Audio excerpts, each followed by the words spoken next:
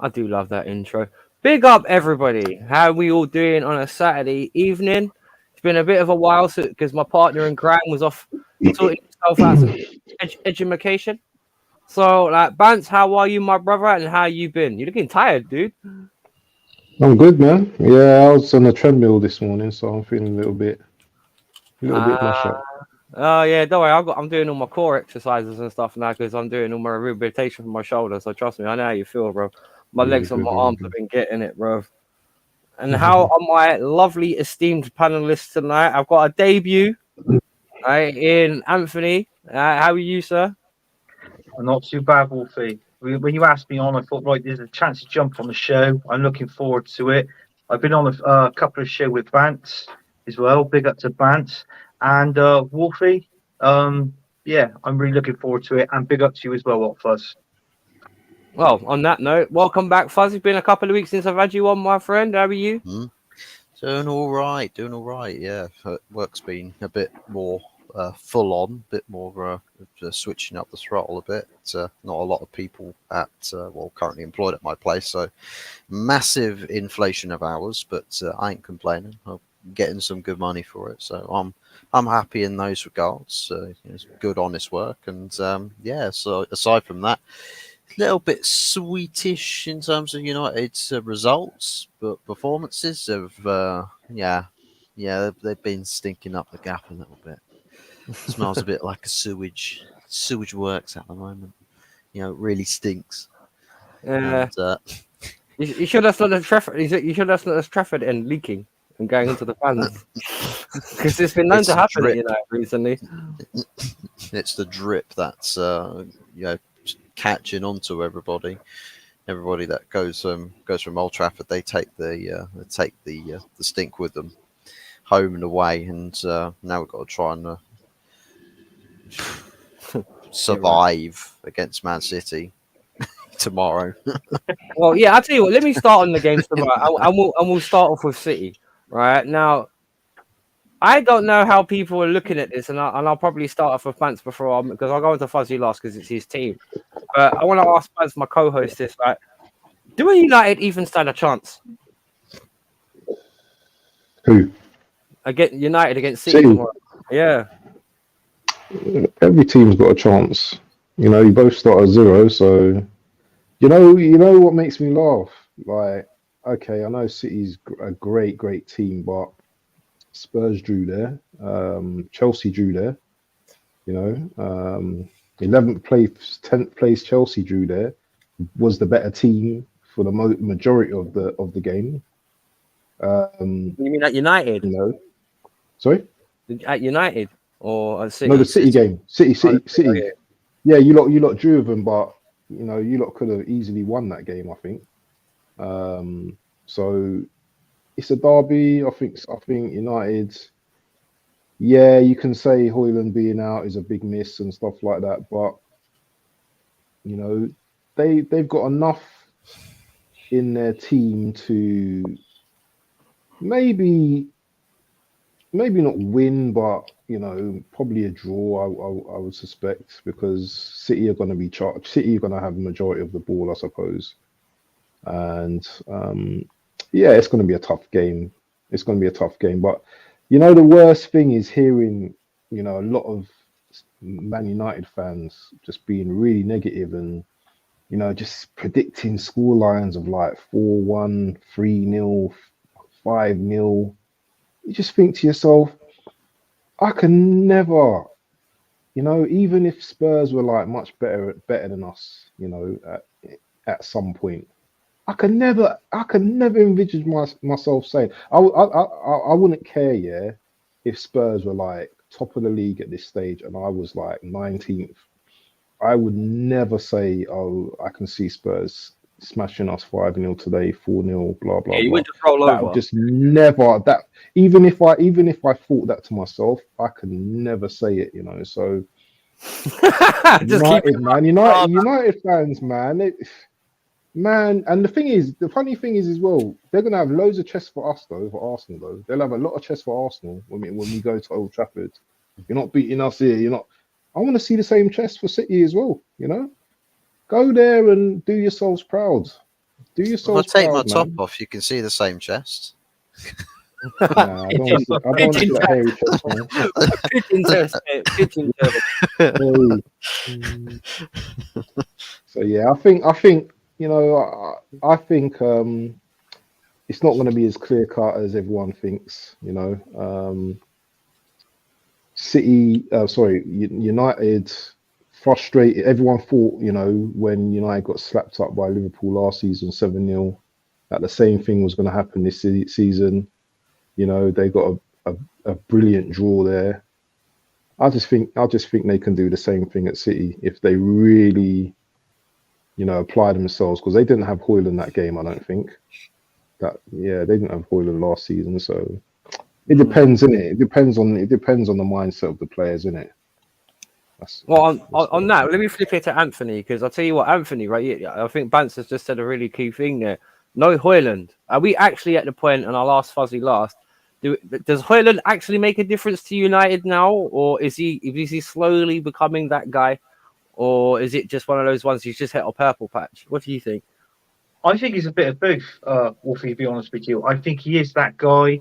You know, he's starting to score goals of late. You know, so he's been winning games for Man United of recent. But I mean, with him out injured now, that's going to be a blow. I don't know who they're going to play up front there. The only player that they've got there, which I believe is their second highest top goal scorer and Fuzzy's best player, is McTominay. He most probably has a feature. I'm a Terminator. So Man, he's the second highest goal scorer for Man United. Good finisher, really. Good finisher, man. Yeah. We was that saying they should take him out of midfield and put him up top. That's how many goals he was scoring for them. Well, That's I not a bad mentioned that. Yeah, I mentioned that, but Fuzzy, I think you love that idea, didn't you, Fuzz? But No, I despise McTominay on a football pitch. Full stop. Yeah, Serious.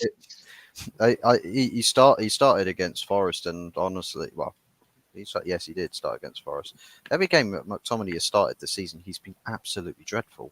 His best performances have come in like the last 10-20 minutes coming off the bench. That's why I'm complicit.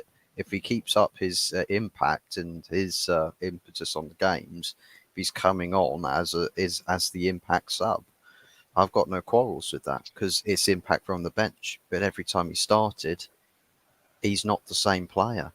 There's quite a few people that we've had down the years that are not the same players when you start them versus when they come off the bench. Fred was another case. He'd come on and literally the guy would just be sprinting. It's like the FIFA players that have got the trigger fingers. They literally just hold down sprint the whole game. Whereas Fred, when he starts, he's very stop, start, really just like off the boil. Scott McTominay's just another one of those players. And, I'm all for having somebody, for what Scott can bring, if he comes off the bench, to be that extra player that gets thrown forward when the ball goes route one. That's ideal for him. So yeah, that's where I see McTominay's most valuable asset, being a most valuable asset to the team, is probably that type of player. But as far as being system based, starting a game, he hasn't got the tools or the specialties to really manage the game in his role for 90 minutes. He hasn't got that. No, but trouble is, Dave, because you got to admit, in all fairness, let's go back to last season. You were a better team last season than obviously this season, right? But last season, when you played Man City at the Etihad, you lost 6-3, right? And then it makes you think. I mean, I think Anthony Martial scored your last goal, your third goal. But in all fairness, you were poor in that game. But what I'm trying to say is, scored. He scored a banger in that game. Yeah, he scored a banger. Yeah, but in all fairness, I mean, if you're not nowhere near as good as what you was last season, so it does make you think. I mean, I'm just going off the scoreline from last season, 6-3. So, and Haaland's been in form of recent. Obviously that FA Cup game against Luton. I was on a show the night before, and I think it was me and Jez, And we were chatting about Haaland and Kevin De Bruyne. Since they come back off of injury, they haven't really been obviously that great. I think we jinxed it because obviously Haaland ended up scoring 5 goals. Kevin De Bruyne assists 4 out of those 5 goals. So we were like, yeah, great. So so obviously we jinxed that one kind of. That was away as well at Kenilworth Road. So that's the first team this season to go to that ground and just bitch slap Luton. Absolutely destroyed them. Well, Haaland really did, actually, to be fair. But the thing is that Luton, there was their own downfall because they kept on leaving the space between, and they even did it today against Villa. They leave that space in the midfield between their defence and the midfield, and literally, City were just picking the pockets, literally, because Haaland would just run into the vacated space, be left one on, and I can't remember who that centre back was. He was left 1-on-1 with the other day. Like 3 of the 4 times he scored his goal, he was left one, but he absolutely toasted him. Like, it was just on Haaland, you got to get your centre backs doubling up, and it was just like I appreciate Luton have that strategy where they have a go, but not against these guys, bro. It's supposed to be the best of the best. Like, nah, don't do that. Don't do it. Just don't do it. But on that, right, on what you just said, like, Amrabat, I want to ask Fuzzy this, right? Because what has he become at United? Because I've heard Amro shit, Amro crap. I've heard all sorts of names this guy's been called. Is that just Firmino that's saying that? Because I know he hates him. No. Firmino's one of them, and he's not even a Man United fan. I'm talking about other Man United fans. They can't stand him. Well, the thing is, though, is with Amrabat, how many games consistently has he started this season? Has he really been given has he really been put front and center with this loan spell that he's had? It feels like he first comes in, oh, well, we've got no fit left backs. Do you fancy playing at left back? Well, I just want to get in the team. Okay, so you play at left back, cover there for a while. We then get a cover left back in. Amrabat goes back to being a midfielder. Casemiro, whenever he's not fit and available, Amrabat only then starts to get any sight of the pitch. But by which point, with everyone fit and available, he's out of favour. And the biggest question mark I have is more on the manager as to why somebody that you can want can be so out of favour, despite him being a loan signing, because this is a loan to buy, well, with the option to buy. And if you bed him in that well, you can say, well, there we go. There's a summer signing right there. Pre-negotiate a cheaper fee, and he plays a bigger part. But he's not played him anywhere near consistently enough to really warrant saying that guy, yeah, he's definitely got it, or no, he's no fit for this club. The amount of times that we've seen him play, he's in the team sheet 1 week, he's on the bench as an unused sub the next week. After that, maybe he comes on for 10 minutes towards the end of the game. It's just so inconsistent. There's not really enough there to really say, yeah, no, he's definitely been a flop, or to really give accurate enough judgment on a player.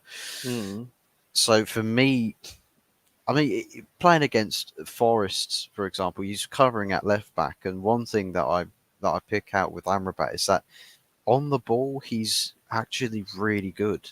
He's really good on the ball. His off the ball stuff can be a bit questionable in terms of covering the spaces, tracking the runners, bits like that. He's very good on the ball, really good eye for a pass, and you saw that in how patient we were with possession. Usually we're a bit drastic with how we play out from the back.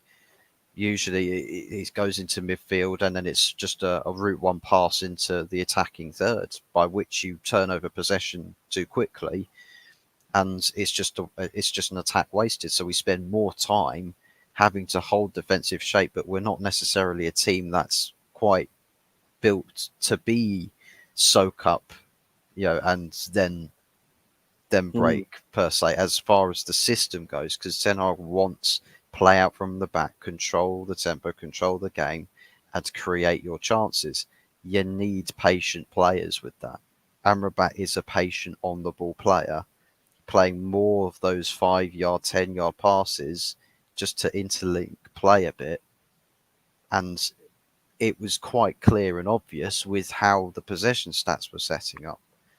Much more of the ball when we had it versus being really, really end to end and just cheaply giving away possession like I think Ericsson was doing against Fulham. Bruno's been doing pretty much all season. Anthony, when he's played at times, some of their attackers as well. I mean, Garnacho, Rashford, they cheaply give the ball away, and it doesn't benefit the rest of the team, because if you play silly passes and you give the possession up cheaply, you have to then transition into defensive shaping. And for any team on the planet, if you're doing that literally every single minute because somebody's being an absolute tosspot up top and trying to do absolute madness, then it's tough. You spend a lot of time drastically running, going crazy to get back into a position, because the difference between how United seemingly have to defend to soak up that pressure versus where the manager wants us to play in possession, we're literally opposite ends of the pitch. So maybe as far as injuries go, maybe there is a correlation between that. So when we should be averagely positioned higher up the pitch, we're constantly giving the ball away too cheaply. So everyone's having to run back. Everyone's having to constantly do this. It's like a seesaw. It's literally go backwards, backwards, backwards. Too fast, too much. When you get the ball, work your way up. Patience. That's why I've got problems with Bruno. That's why I've got problems with guys like Rashford, Anthony, other forward players. But hang on, you said on Bruno. I gotta ask this, right? I know there's been a lot of that trash talk about Rashford recently, about he's not hit the heights he had. Has he dipped off? Now, as much as people will go at Rashford, tell me about Bruno. Because after to say, for me, out of all the players that have suffered the most in that Man United team, is Bruno Fernandes, because his numbers have dropped completely. This guy's not even the player he was 2 seasons ago. So yeah, I just want to quickly ask you about that before we move on. Give me your take on Bruno Fernandes right now. Bruno Fernandes for me is not. Maybe you can say it like this: he's not a Ten Hag player. He's not what he would have had at Ajax. He wouldn't have had that type of player there. He's very much, his best work has been under Ollie. Counter-attack, not really specifically structured, but just breakaway play, use the ability and the eye for a pass, and then have the execution there. That worked for Bruno. A bit more freedom for him to do what he wants to do. Whereas with Ten Hag, you've got to be in a certain place at a certain time and looking for the right type of pass, as opposed to, picking out somebody who's like trying to do a no-look diagonal crossing ball across the face of goal to the guy that's on the other side running in back post. Like he sometimes tries to do that, but that's, as I've said, it's not the patient build-up that the manager wants. It's trying to skip a couple of stages of the attack. And it's not worked out for him. I suppose whether it's the case that there's not really a lot of players trying to, to make the runs to compensate Bruno. Maybe if the team was set up to be built around Bruno, you would see better movement off the ball to favour how he plays and his play style. I see what you mean, yeah. But the play styles, I think for me, they just conflict each other. So Bruno's trying one thing, it's not on the same wavelength for the team. And that's that to me is a big issue, because usually a manager can just say, well, because you're not fit for this system, I'll just drop you and bring somebody else into the team. Question is, who is there that replaces him week in, week out. Scott McTominay. No, I second that. Aye. he Any name? replaced it. I'll give you this. I'll give you this. He replaced Bruno and played in his position against Liverpool at Anfield, and did fuck all. Absolutely zilch. So yeah, I think we can tuck McTominay in the number 10 position into bed and read him a bedtime story, because that's dead before it's even really got started. But yeah, to me, as far as the other side of Bruno, where everyone's probably most critical, is how he behaves, his behaviour on the pitch, about frustration. So you could probably call it petulance. Petulance in the highest order. I mean, he doesn't necessarily cut the ideal captaincy figure, does he? In terms of how he communicates, leading the players in certain moments of the game, you're required to have different levels of a voice in the team, and how it is that you guide your players on the pitch. And to me, it's not necessarily a leader. I think it's just more the case he's desperate to win. He really, really wants to win really badly. He's a sore loser. I think it's easy to acknowledge that. Very much a sore loser. But he almost acts like a stroppy child when it's not going his way. He can act like a stroppy child, and it's just... it doesn't cut an ideal figure. And yeah, there's various different nitpicky bits that you can pick out, but there's so many of them, it just culminates into Bruno Fernandes right here, right now, is not good enough for Manchester United. He's got to fix that up, like, very quickly. He's the captain, and to be quite frankly honest, Martinez would probably be a better captain for Man United than him. Varane probably could be a better captain. Never stays fit, though. Casemiro, those guys have got leadership qualities, but they've got really cooler heads. They don't strop. They get on with it. And that to me is maybe, I don't know if it's actually a contributing factor, because I know we use this conversation about Harry Maguire, where he gets the captain's armband and you see a shine taken off of his game, like it just looks crap. 50 the pressure's shades of too crap. much. The pressure. Maybe it's the pressure on him. I think increases. Pressure, or he's thinking about things too much, like he's overthinking his role as the captain, and he's trying too hard to be a Manchester United captain. So because he wants it too much, it's ultimately it's ultimately killing him in his game. Maybe we'll have to see. I want to ask everyone, and I'll start off with Fuzzy, then I'll ask Bantz, and I'll ask Anthony. Predictions. What would you give me a scoreline just off the top of your head? It doesn't have to be. What do you reckon? Wow. Was it at the Etihad? Is it at Old Trafford? It's at Old Trafford, isn't it? Etihad. We lost 3-0 at Old Trafford already to them. So literally, I said it would be a 2 or 3-0 type game, to be honest, just simply because that attack is so unbelievably toothless. Maybe that defence in midfield, though that defence looks a bit more threadbare, that defence in midfield could actually turn up and have a relatively decent game. But even with a solid defence and solid midfield, you can still lose comprehensively to Manchester City. You need an attack to connect all the dots up top. So... But one thing, I do remember similar murmurings about you guys going to Anfield and how you lot were going to get destroyed, and all the Liverpool fans were like, "Yeah, we're going to 10, man. Yeah, 0-0." You know what I mean? Well, like, so yeah. Well, I mean, careful about predicting future. Well, at least if it ends up being a better result, at least we can actually all be pleasantly surprised, as opposed to saying, "No, we'll go to Anfield, we'll beat Liverpool this time around. You will get the revenge, and then you draw 0-0." It's like, oh. Instead of it being, well, I think we're going to get absolutely bitch slapped at Anfield, 0-0. Well, at least we didn't lose. So that's, we're halfway there.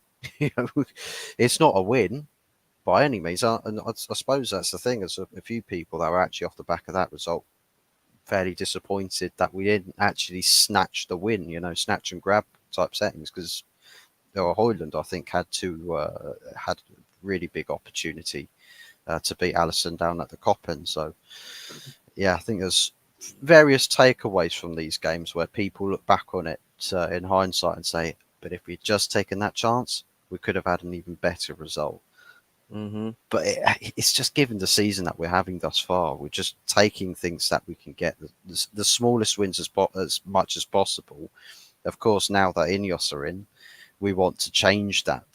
We want to shift that expectation and start, pushing those boundaries a little bit more and say, well, now you're doing this and now you're doing that. Now we want to set, the mentality and your standards here to expecting to go to these places and win.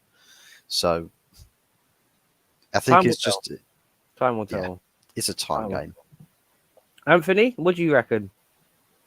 Oh, do you know what? I think this is going to be a high goal scoring game. And sorry, Fuzz, I could see nothing but a Man City win here. So if I was to predict a score, I'm going to go 4-1 Man City. Oh, 4-1. Yeah, what, Haaland hat trick? Haaland hat trick, and maybe Foden. Just put him in there. Yeah, he does turn up. He does play against Man United normally quite often, doesn't he? He pops up against Man United. They both got hat tricks, by the way, in the last game at the Etihad. Oh, plenty to look forward to then, Fuzzy. Oh, if he did that then, Fuzz, okay, then I'll go what? I'll go 6-1 Man City then if they both get Man's just up the ante. Brother Bantz, how about you, man? How you feeling about this game?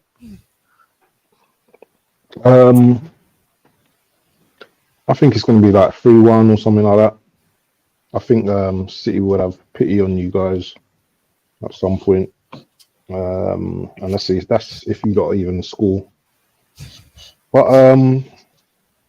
it all depends how Ten Hag sets you guys up, because if City score an early goal, then it could be you guys could be in a lot of trouble. But if you keep them at bay, at least for the first half, then then probably a 2-3-1 or something like that. But it all depends on the first 10-15 minutes for me, because City are obviously going to be up for this. They're going to be up for it in a way you guys aren't, because they're going for the title, aren't they? So I think it's like a different, it's a different atmosphere. It's a different phase of the season now. So, this is business end for them. So whoever's in their way, they're just sweeping teams out of the way. So I can see them, really being aggressive against you guys, and I suppose one positive for me is that what's your goalkeeper's name again? I can't remember. I've forgotten him. Nana. I've been impressed with him recently. I think he's been a lot more better on the ball. A lot more controlled. He's been making a lot of good saves. I didn't see the Fulham game, so I can't talk about that. But from what I have seen from him recently, he's kind of he's cleaned up a lot of those mistakes. So you've got a decent goalkeeper there, but it's Haaland against Onana on tomorrow, so we'll see how it goes. De Bruyne versus McTominay. Oh yeah, that's another thing as well. I was going to say as well. Who's that player you just mentioned? Just Amrabat. He's left now. No, the other one. Fred. Yeah, he would have been the ideal player to chase De Bruyne tomorrow. Just to mark him. Just to stop him going here, there, and everywhere. But I don't think McTominay would do that. No. He doesn't follow his runners in midfield. Yeah, he won't follow his runners. So yeah, I want United to do us a favour, but man, I can't see that happening. All right, so everyone looks like other than maybe Fuzzy, who said 2 or 3-0. Everyone else is kind of like drifting towards 4-1. So I'm actually gonna throw a spanner in the works. I'm gonna go maybe 2-1 United. And you know why I say that? It's because right now what everyone's saying is too obvious.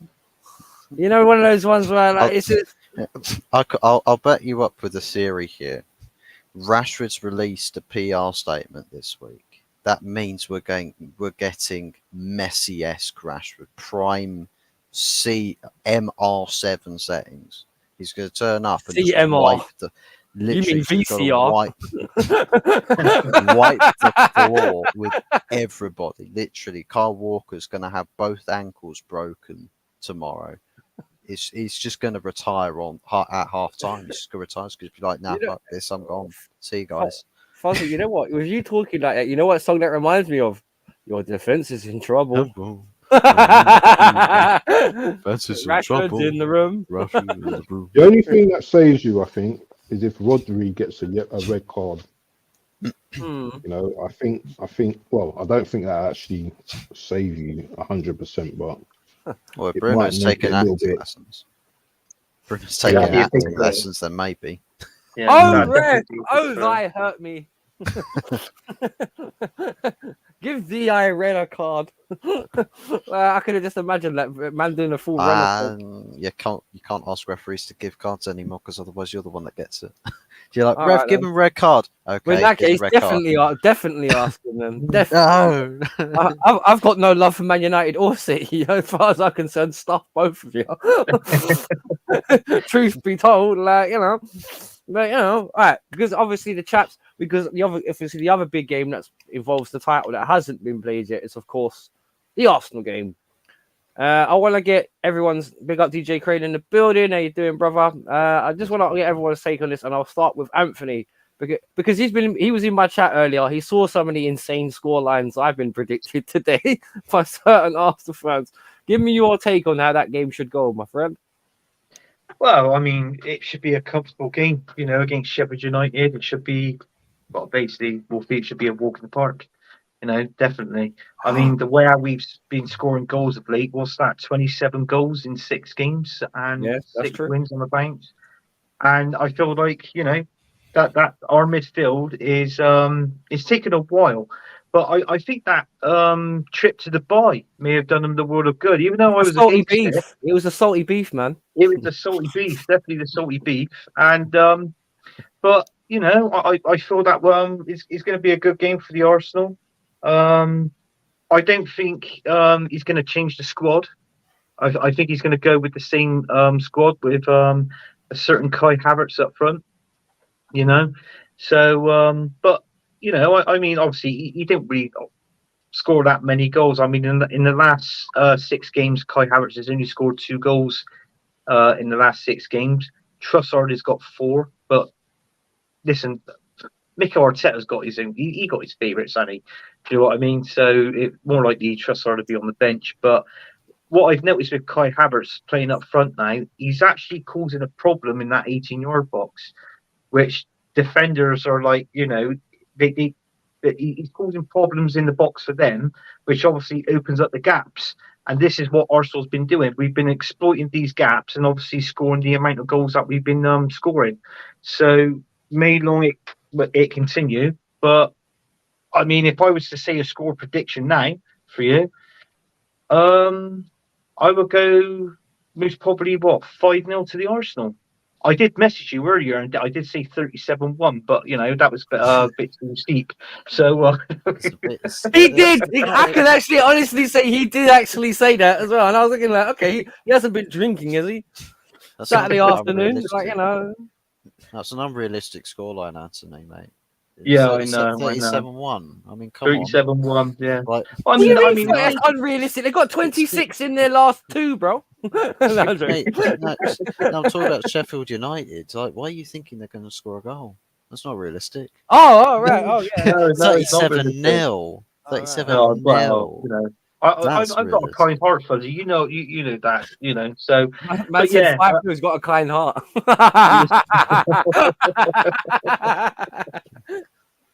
I remember that. Yeah, it's going to be good. It's going to be a good game. Going to enjoy it. So, but yeah, and then we go on to our next game. obviously you had today, Wolfie. That's going to be our next game after Sheffield United. But I've got to be honest with you, I don't feel since he's come back from that ban. I mean, don't get me wrong. I know he has scored a few goals, Ivan Anthony, but he don't seem to be the same player. Obviously, what he was. Pocketed him today. I want to say that right now, right? As much as we, like Brentford, we let ourselves. I'll go into that when we talk about the fixtures today. But I was waiting for Budgie, but he doesn't seem to have made it. But I'll go into that when we talk about it. But I'm not being funny. He didn't do anything today against us. Absolutely nothing. It was actually quite shocking. I was actually very surprised. But anyway, Bantz, do me a favor. Give me your feeling on this Sheffield United game, bro. It's going to be quick. Yeah, routine win on Monday. 3 points. That's all that matters. Doesn't matter what score it is, as long as it's 3 points. AFC always said that as well. Villa, they're literally 3 points behind us. Their goal difference is, their goal difference is coming up as well. Obviously, it's not as good as ours, but I think it's equal with City now. But yeah, it's a routine win.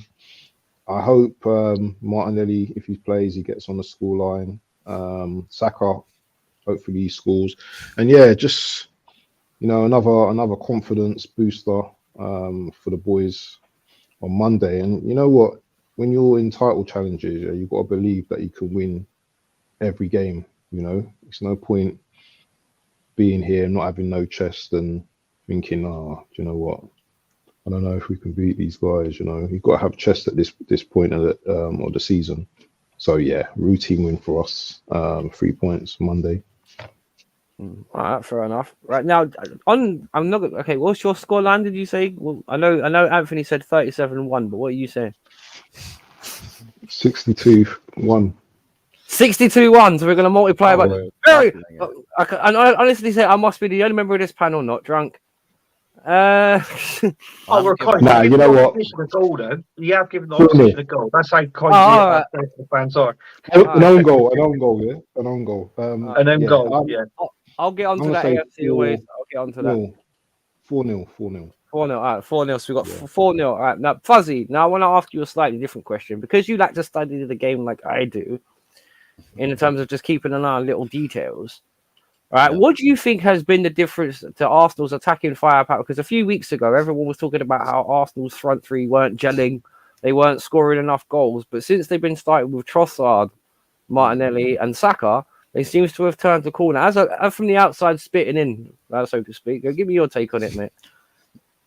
I don't know what, to be honest, I don't really know what it is that's so much changed about Arsenal. For me, they look a lot more comfortable. I think Arteta perhaps keeping game plans a bit more simple, a bit more straightforward, perhaps. So instructions are not as overly complicated. Because I know with Champions League for some reason or knockout competition games, a different Arsenal likes to turn up. But if there's ever anything like a mental block in the Premier League, it's pretty much for the most part gone. And they're probably somewhat closer to what they were last season with playing with intensity, controlling games. I think perhaps the balance in that team's a little bit better as well in the midfield area. Because I think the midfield is probably quite a big part of Arsenal's woes throughout the season when there has been woes. That whole midfield dilemma there, but. I think Bantz has sorted itself out a little bit there, and because you've got a happier midfield, I think it feeds into a bit more of a happier attack as well. I know with Gabriel Jesus, not fit and available. Eddie Nketiah, King of Zamunda, is just doing side quests at the moment. You've got Martinelli, who's you've got a good eye for goal, but it's very good with the trickery, going out. The outside, cutting to the inside, doing all sorts. I mean, Newcastle, one really good move he made was going opposite, literally straight run down the back door of the defence, going to the other side to receive the pass, and then using his shooting foot to then play it into the middle for Kai Havertz to finish it. So there's different elements to Martinelli's game. I think Saka can be a little bit, still a bit too one-dimensional in his individual play. But I think with the way in which like momentum is in Arsenal's favour, it makes what Saka does a bit easier for him to do. It's just the overall pressure that the team collective can do. It doesn't look like it's all futile from Saka now. So I think everybody else is sort of stepping up a little bit around him. He looks like he's just another cog in the machine. So when he does his step inside or shooting on his left foot, he's finding more joy doing that now. So of course he looks a much better player for it. I think it's just various different dominoes that have fallen to get Arsenal back into this state of things, which has come at a really ideal time of the season, to be fair. And they're still in a good position in the league table. So for them, it's just a case, well, we're up against it with Man City and Liverpool. As it stands, I think both of them are ahead in the table on points, but you're in the mix. You're not out and out clear favourites, but you're in the mix. Got to keep winning. So I think you're not clear and obvious favourites to that. Like that team is not thinking, oh yeah, we're clear and obvious favourites for the title here. We're not 8 points clear. We're not thinking about the pressure the same way. That was the ball, by the way. Yeah, I never remember the Daleks ever saying that. Exterminate. Literally, that is it. But yeah, to me, the pressure's perhaps not the same at this point as it was last season. So for me, I think Arsenal relish the challenge and also relish where you are at the moment.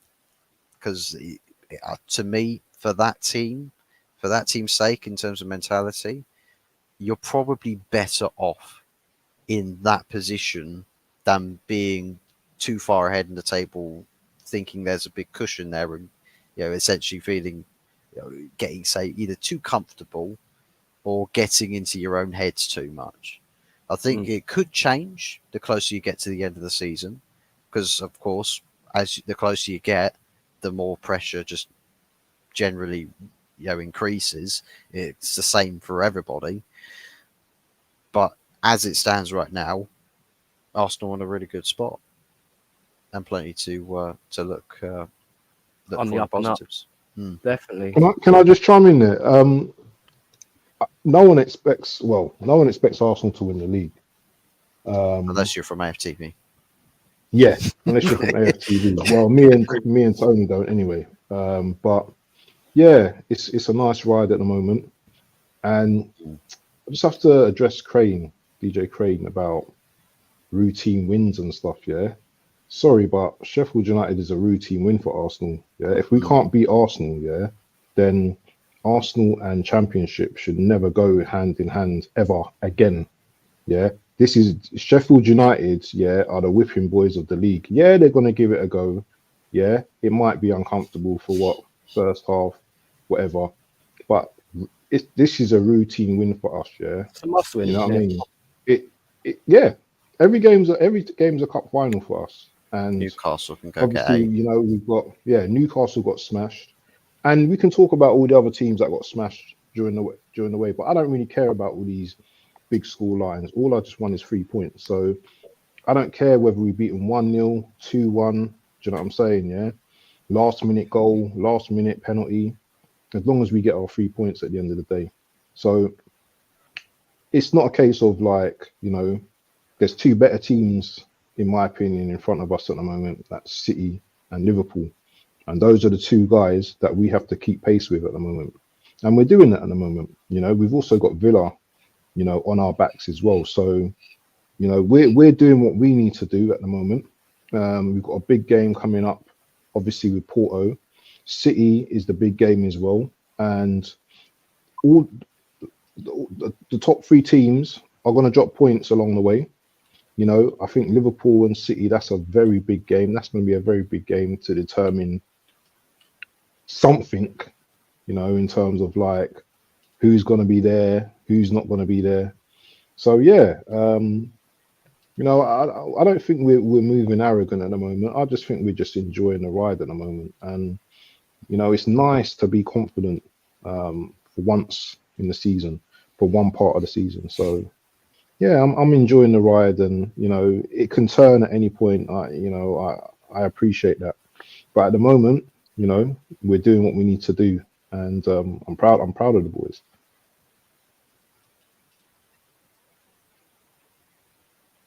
Where's Wolf gone? All I'm right. here. No, I'm He here. ran away. No, well, where was it? We're putting out some tape for you. That's all. So yeah, let me ask. Right, the Sheffield United thing. Well, what do you think the scoreline will be, Fuzzy? Oh, scoreline. Probably end up being a 6-0, to be honest. Probably remember it being 6-0. Plus, it's Premier League as well. Arsenal, for some reason, at the moment, just can't stop scoring in the Premier League. Fair enough. Fair enough. Right. So, like, talking about teams that are in it and have a shout, and you shouldn't take your eyes off of them. Villa. Now, I felt so bad for Luton earlier when they lost. I really did. I felt for them because the second half of that game was actually quite fun to watch, and they had chances to win it themselves. Actually, Luton. I felt really, really bad for them. But I just want to bring up a star comment that I put from earlier on from AFC Always. Ollie Watkins this season is flying. 16 goals and he scored twice today. 10 assists. Where is he like in everyone's estimation now? Serious player now, or has he still got a bit to prove? And I'll start off with Bantz. Well, he scored 15 last season. He's got 20 goals in all competitions this season, and he's a typical, you know, English player. Yeah, you know, gets in behind. You know, he's very bullish. You know, he's very physical. You know, and he's a very good finisher as well. You know, he's a very good finisher. And yeah, I think he's going through his peak now. He's 28 years old now, isn't he? 28, isn't he? Yeah, Ollie Watkins. Yeah, I think, you know, some of the stuff he done today, you know, like the quick thinking, you know, like that run from the free set piece from Luis, and the finish was beautiful, and the header as well from the corner as well, you know. So he's cooking at the moment, you know. He's a very good player, and you know the big test for me would be him against City, you know, because they've got City coming up. I think in a few weeks' time or 3 weeks' time, or can't remember, but they've got City coming up. I want to see how he fares in that game. But yeah, I'm loving what I see, man. I'm loving what I see from him. Fair enough. Anthony? Yeah, you know, I think he's fantastic, Ollie Watkins. Be honest with you, if Arsenal couldn't get Ivan Toney next season, he'd be another one of the players that I would recommend Arsenal to get. But I mean, I've read on there as well. Where was it yesterday? I was reading yesterday. Like obviously with the two Villa players, with Ollie Watkins, now Villa is actually put a price tag on him of £75 million. And this was yesterday. I was reading that, and it was from I think it was from Sky Sports or something like I was reading it from. So they slapped a £75 million price tag on him. Hopefully, obviously, to stop other teams obviously going in for him, because with him, Unai Emery needs to build a team around these players. You know, Douglas Luiz is another one.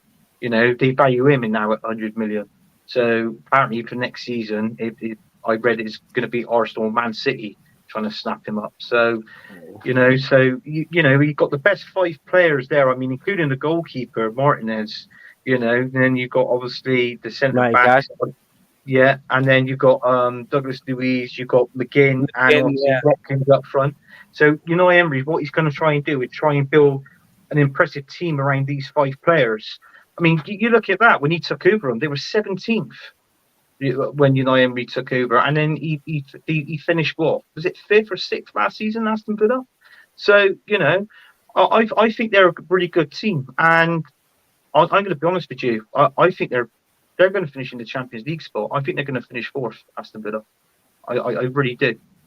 Yeah, I was about to say maybe them over Spurs, because I know everyone else will say Spurs as well, because they had they had a good result, but they weren't as maybe have good consistently as Villa have been, and Villa have been in Europe as well, so quite having a decent run as well, as far as I know. They're only 3 points behind us as well. They're Well, only that's 3 points behind us. what I wanted to talk about, because they're no joke, bro. They're looking the real deal, like a proper Unai Emery team. And to say that, and the thing is, wouldn't that be ironic if he's the one to help put the pressure on Arsenal, considering what happened with him in the Arsenal board before? Maybe it's a bit looking in the drama storyline area department a bit, but it's worth noting. It's worth noting. And on that, with Liverpool as well, didn't they scrape it by the skin of their teeth today? No. Wow. Who wants to go first on this? Who wants to go first? Who watched the game? Because I watched the game.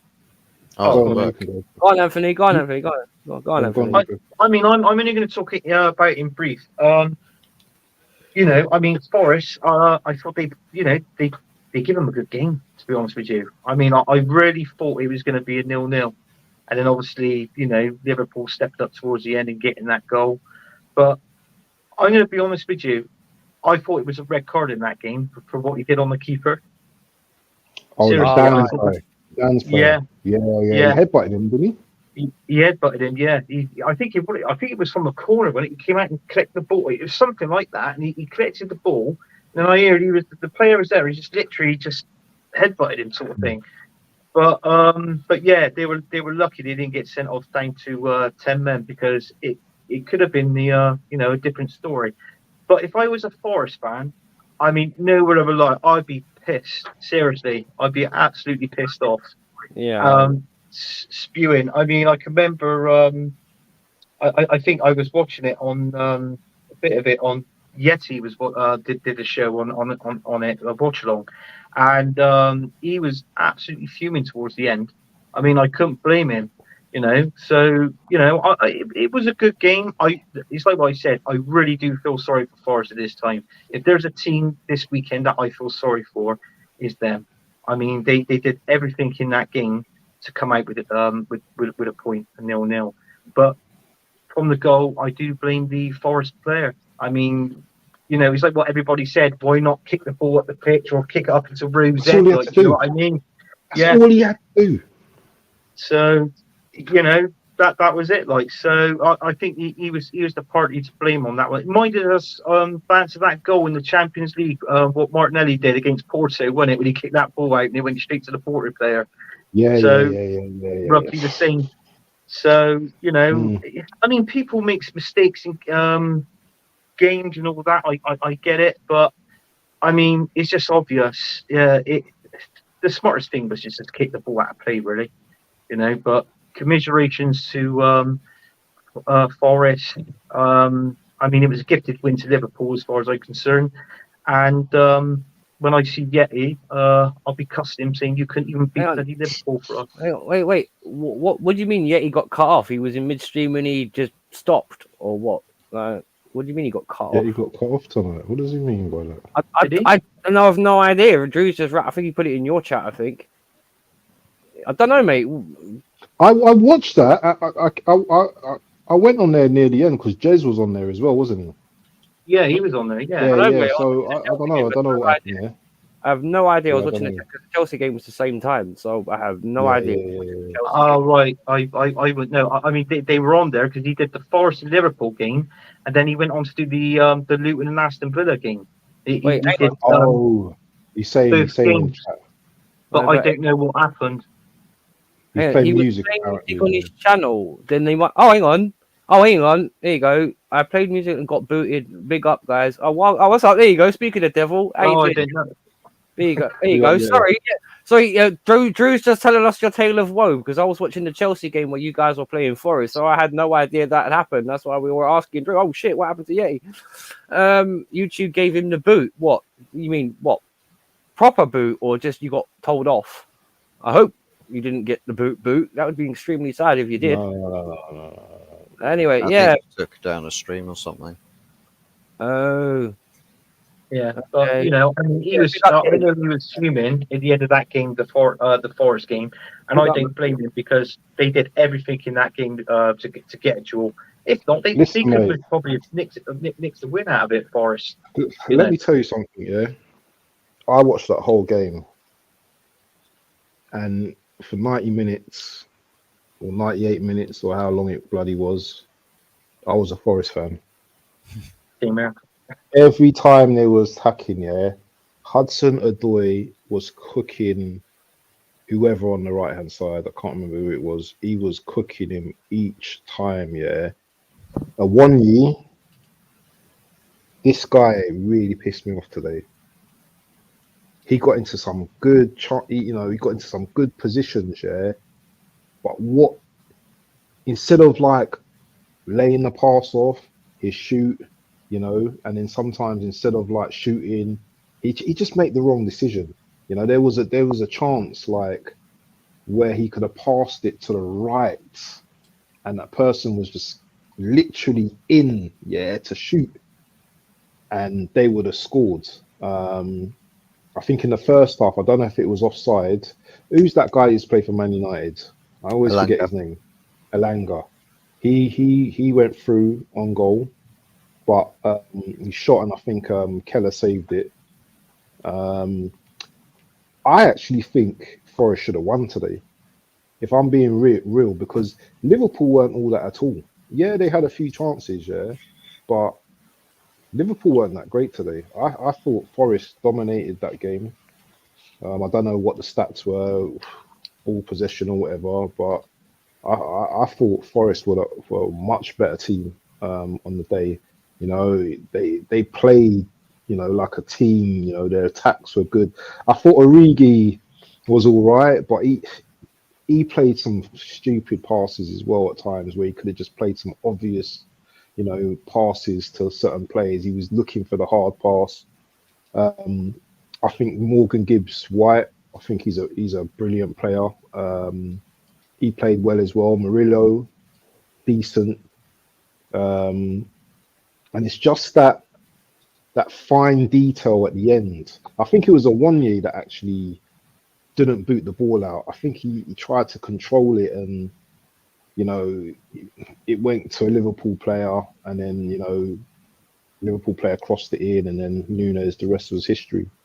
But yeah, I thought Forest were good today, man. I was a bit gutted, and yeah, definitely gutted for Yeti today, man. But I thought Forest played a brilliant game, and Liverpool just. This is another thing as well.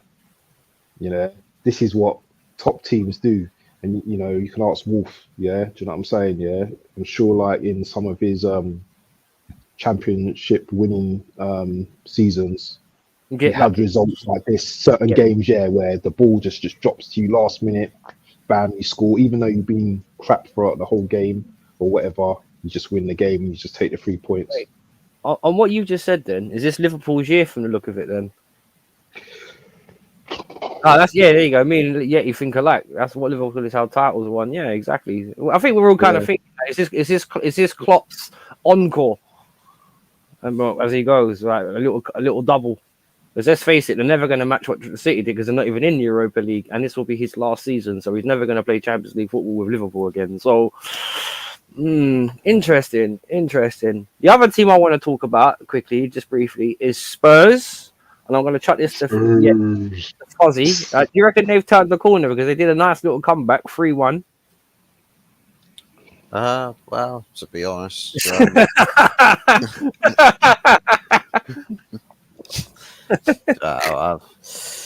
Tottenham, I think it's just the case really that they probably, because it's difficult to say because I haven't been able to watch any of the games, but by the looks of it, it's like Palace went there to try and do proper snatch and grab, frustrate the life out of Tottenham, right? So you get that goal and then that's it, shut up shop, defend for your lives.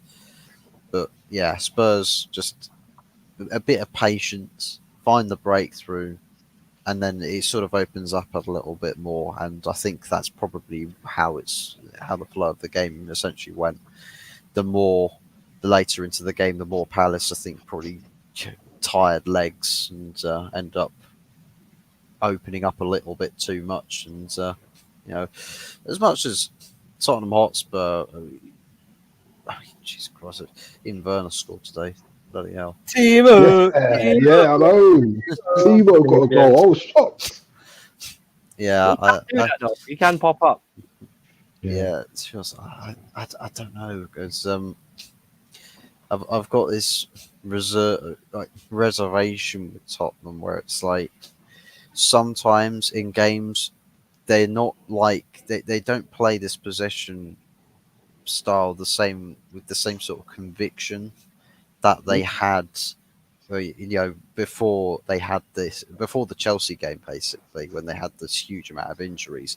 They're going into every game with a serious air of confidence, but it looks like they go into every game and make the game look way closer and way tighter than it's been pretty much all season. But it's been several games now in the latter stages that they've taken it right to the very wire and then got the result across the line. I think maybe 3-1. I don't know. For anybody that's actually watched the game, would you say 3-1 is a accurate result in terms of how the game went? Can't really say because I didn't watch it myself. Yeah, I didn't watch it either. I didn't watch it. But the thing is, they've been doing that a lot recently, Spurs at home, where they start off badly and they go a goal down. Then they come back. But the only problem is I have with that, if I was doing that at home all the time, doing that away is fine because you expect not to always have the initiative. But, you know what I mean? But in terms of when you're doing that at home, sooner or later your luck runs out and you stay 1-0 down because sooner or later you'll get a team that will actually defend against you. And the thing is, Spurs, from what I've seen, they've got a very good attacking style, which I like. But in terms of, okay, and let's face it, because Spurs have kind of got a free pass in the season on that, it's Ange's first season, they've got no expectation on them. But if they do, say if this same team with maybe 1 or 2 additions gets in the Champions League next year, I think they'd get eaten alive. Because this team would be overstretched. And I think Arsenal are having like a similar thing in terms of they're bedding into European football in the terms of you've gone into the Champions League again. And even though you guys know that, you still have your hopes and your dreams for it, but you still kind of know there's teams in the Champions League you don't regularly face, and they're more on level on par with you than what you get in the Premier League, especially tactically. So it's one of those ones where, it's interesting. I think the whole Spurs thing is interesting, but I do agree that they're a hot and cold team. And I think that, and a lot of people, just quickly on their Champions League aspiration, I do think it's more out of Newcastle and Aston Villa because obviously Newcastle they're going to have the finances and the squad depth, and Unai Emery's got the know-how. So, does anyone else want to have a little take on this Spurs thing? Because I want to quickly talk about Newcastle and Fulham if everyone's cool. Well, I mean, I'll just say a little bit brief in it. I mean, you said about the scoreline, Fuzzy. You know, obviously the 3-1 did Tottenham deserve it, but I mean, obviously I brought it up here. Tottenham in that game, they had 79% possession in that game. 79, and also which it is a lot. And then also, I mean, when you compare it down, I mean, Tottenham had 14 shots, Crystal Palace they had 4. So you know you can understand the scoreline. I mean, obviously they must have had to been defending that well, Crystal Palace, until obviously that first goal went in from Werner. So and then obviously their defender Romero scored, and then Son got the winner. So you know, I mean, they haven't really got much in their defence, have they, at the minute, Crystal Palace? So you know, they try to hold on to these games, but they just can't. I mean, you obviously I was watching a little bit of the highlight here on YouTube, and their defence was literally awful in the last 20 minutes, 25 minutes of the game.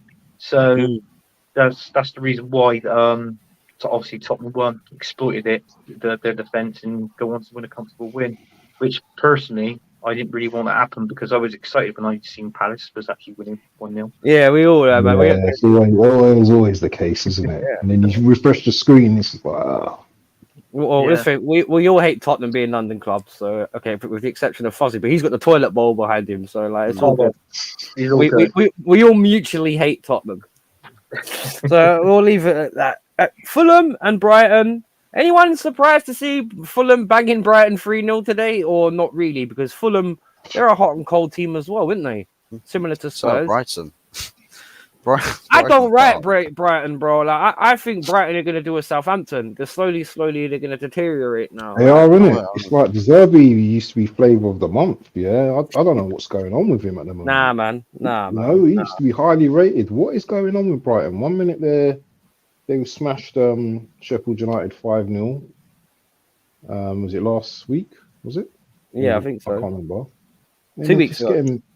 And then they're just getting battered by Fulham today. It's just they're an up and down team, but aren't they in Europe as well? Yes, they are. They've got Roma next away.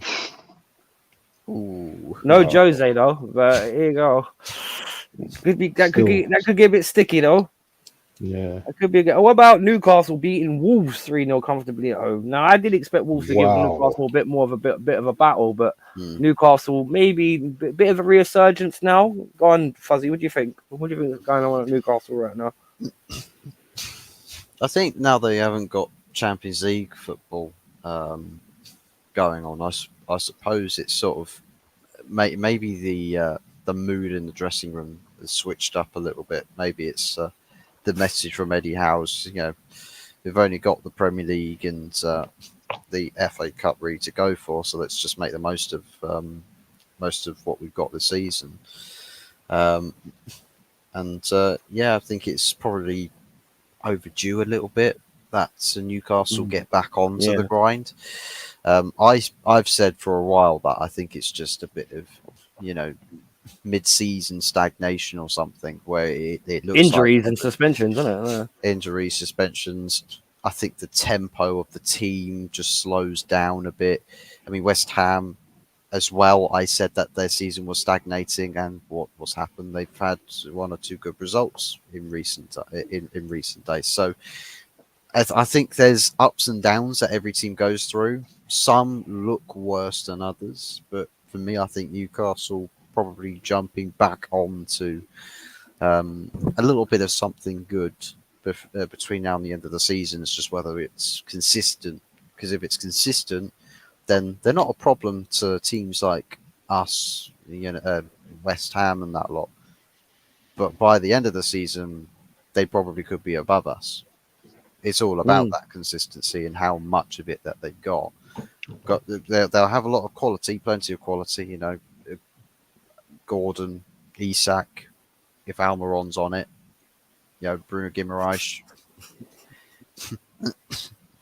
But yeah, to me, I think Newcastle, they could be getting back into the groove with something. Well, I don't know. Because from what I understand in Newcastle, they have the most richest owners in world football, but they need to increase their standings and finances as a club before they can really.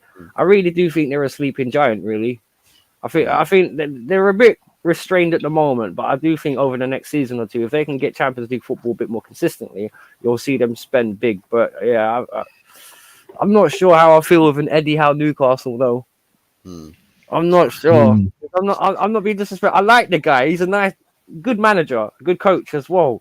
Yeah. But is he that guy though? I don't mean to be horrible. It's like when Graham Potter was appointed at Chelsea. Okay, I can understand why on paper this makes sense.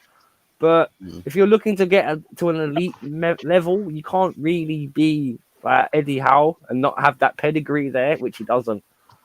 I'm not being funny. That one thing I will say is he struggled this season. He's really, really, really struggled. Maybe that might have been down to injuries and suspensions, like Fuzzy pointed out, because we've all had points now in the season where our teams have had hella injuries, hella suspensions, and it's just affected our teams. Man United have had that, Chelsea have had that, Arsenal have had that, Spurs suffered with that the most, because their squad's kind of thin, even compared to the 3 or 4 of ours, even 3. You want to include Liverpool, 4. But yeah, their squad's a bit thinner. But Yeah. Well, how do you feel on that? Like, Bantz, what do you think? Like, where do you think Newcastle will end up? Maybe in a year's or time.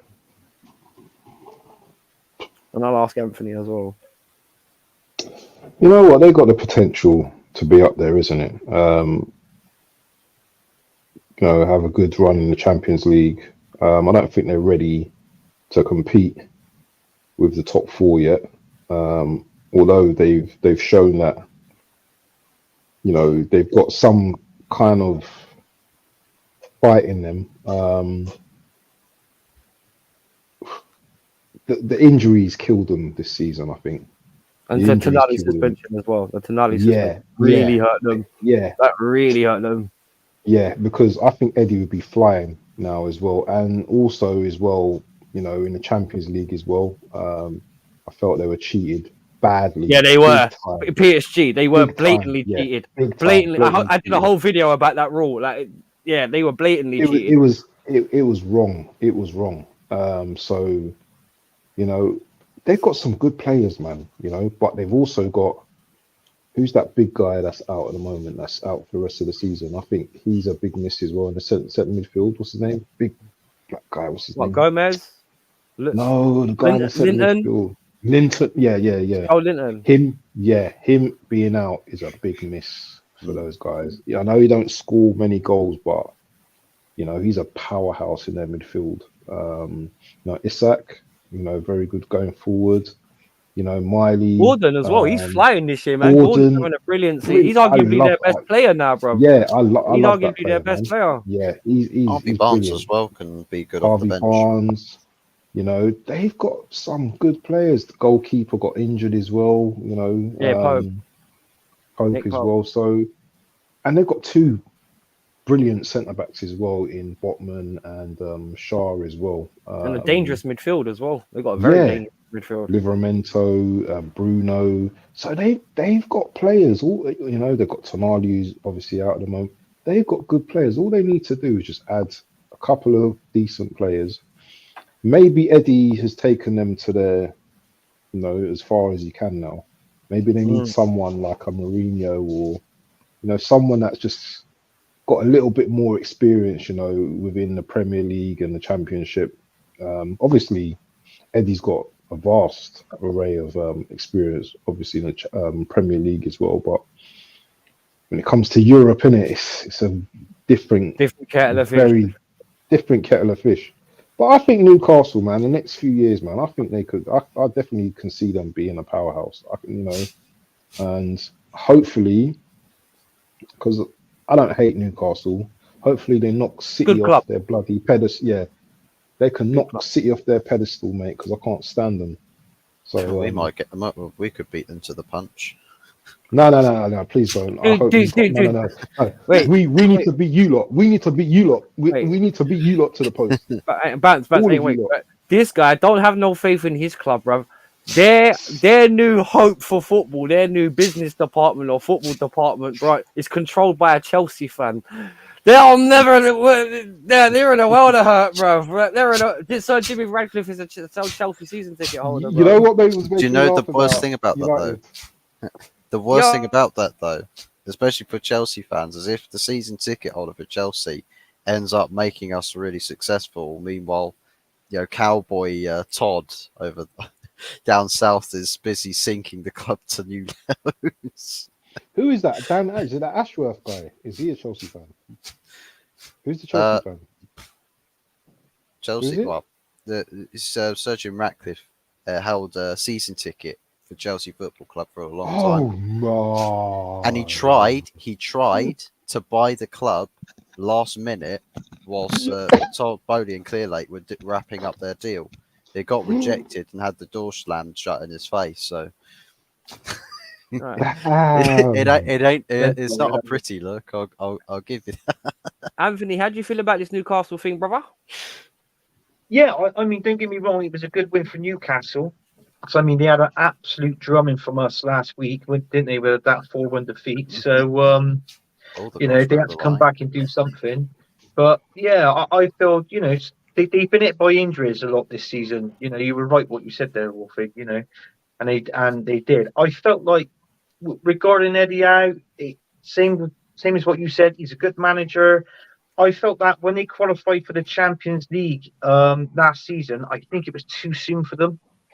You know what I mean? Because I think it really was Overachieved. overachieved. Yeah, they definitely overachieved last season. But I mean, it's like what you said. They've got the money there to spend. I mean, I'm looking at it now. I mean, with 5 stars being the highest, I mean, 2 players had 3.9 rating out of 5, and that was Murphy and Longstaff. The rest of them was all 4.5 out of 5. So obviously, it does tell you something about their team. I mean, Bantz, he hit the nail on the head. They're missing that Julian as well, because the guy you know his presence. He's solid, isn't he? Do you know what I mean, Julian? And so, you know, they're obviously missing him a big deal. But I mean, regarding Eddie Howe, if he's going to be the manager next season, I don't know. But I totally agree with what Vance said. I think maybe a juicy Mourinho, if he comes in, you know, he can really sort that team out, and Newcastle can prove that they can obviously try and finish in the top 4 and get Champions League football game under him. But I think with Eddie Howe, I think they're only going to give him a certain amount of money to spend. I don't think they're going to give him a mega amount of money to buy these, decent players in. Because I mean, a manager like Eddie Howe, he's not going to attract world class top players at Newcastle. He's just not. Yeah. So obviously, maybe a new manager, change of face there, maybe suit him down to the ground. Basically, an elite manager, I'll say. Fair enough. Now, just briefly, because I want to wrap this up because I got my takeaway coming. Sorry, lads, my stomach's calling me. Just briefly, because let me just sum up the Chelsea game quickly by saying it was shit. Both teams played shit. They were lucky enough to score goals. It was poor all over the pitch. But West Ham. Now, I want to quickly talk about that game for 2 reasons. One, I have West Ham turned the corner and can Everton take this with a bit of a free hit, because they had essentially 4 points awarded back to them this week when they had their ban appeal. For the 10-point deduction, it was reduced to 6. Yeah. So would you say that maybe today was kind of a free hit because they kind of got away with one? Because they still got another. Have they still got more charges coming, or is that the end of it? I think they have got more charges coming, but I've been chatting about it, and if it is more points deduction, I feel obviously if they survive this season, beginning part of next season, if it was like minus, let's say if it was 6 points, let's say for figure of speech, they should start off with the minus 6 points next season and then progress up for there for obviously for next season. So it'd be fair, yeah, it would be fair on them. I mean, you look at the other teams around them. Obviously, you could put. I think there's been talks with Forest as well with them. But obviously, with that, Man City with the 115 charges they've had against them, but that hasn't come anything about that. So they were lucky.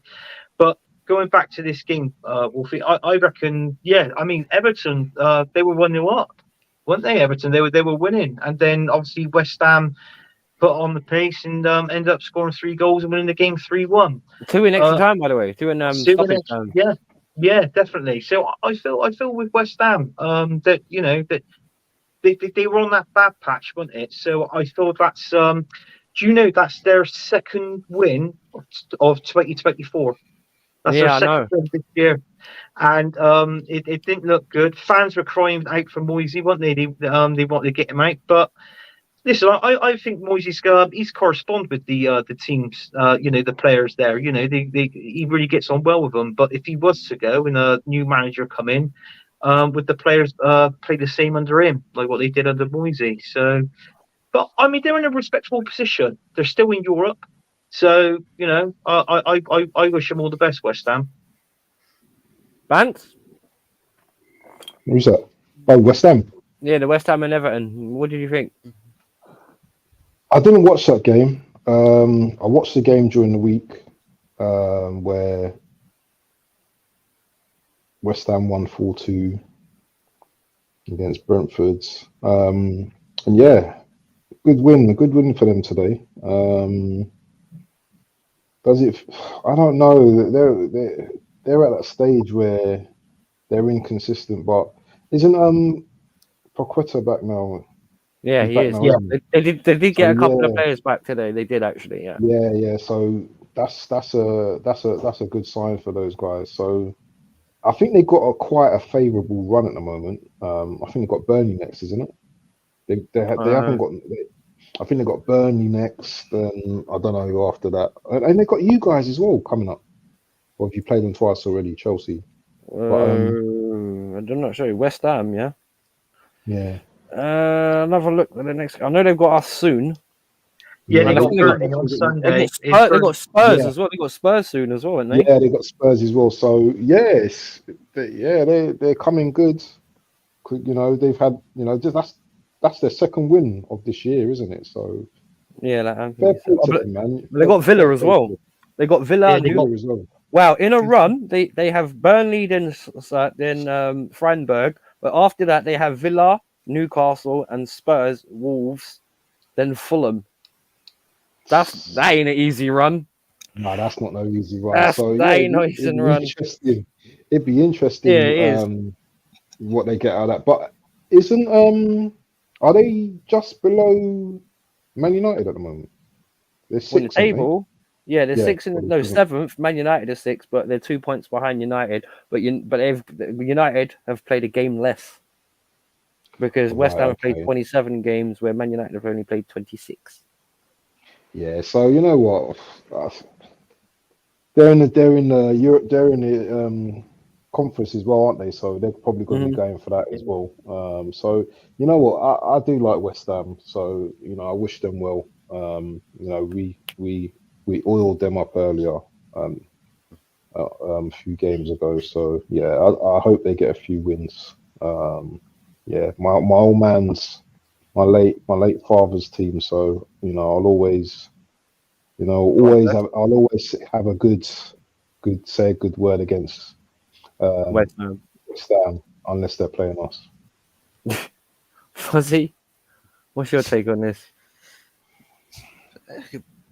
I mean, I used West Ham as a parallel to Newcastle, and their sort of dip in form mid-season. And I've said numerous times to Tony as well that his West Ham team, is probably an idea sticking with Moyes just to see out the rest of the season, for the sake that it's most likely just a case that your form's just dipped off. The season, as I keep referring to it as stagnating, it's slowing down, it's hitting a rough patch, but you will get better points in the season. And I think returning to form now, ahead of their really difficult run, if you're finding resurgence in form now, then thank goodness you've managed to find it now, because at least you'll be a bit more combative in the tougher games up and coming, rather than letting yourself get absolutely mopped all over the shop like they did with Arsenal. And that hurt them a lot, by the way, because of the London derby. So you guarantee they were pissed. Yeah, as Odegaard said. He's a cheeky one, isn't he? This Fuzzy. He's a funny one. He is, isn't he? Basically, I think with the way that coming out of a little bit of a rut, mid-season rut, hopefully this is not more of the scenery that you'll see happening home and away in the upcoming games. Because I think there's a bit of hope, I'd say, to cling on to. And if you're starting to get back into the form of winning games, of course, Europa League is kicked off again pretty much. And West Ham, another competition. If they start playing well in Europa League as well, the fans will get behind the team. They will get behind the team and spur them on to go as far into that competition as they can. Of course, whether they'll end up winning it is a whole other question. I mean, Liverpool is still in the Europa League as well. They're waiting in the round of I think 32, I think it is, or round of 16 in Europa League. So there's a few things to at least look a little bit forward to if you're a West Ham fan. And I think with the team that they've got, the players that are there, Paqueta returning into that starting lineup, a very key influential player, a bit of star power in the team. alongside the likes of Kudus, alongside Jared Bowen as well, started finding the back of the net again. He's found a bit of goal scoring form. Really important moment to regain scoring form.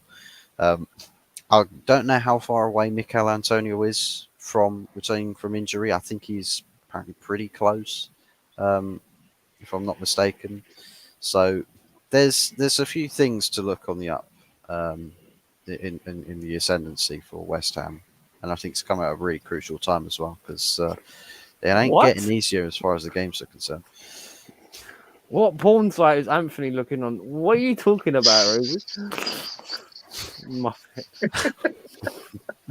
Abs, don't encourage her, Abs. Don't encourage her. I'm not. No, I just laughed, mate. I just laughed. Right.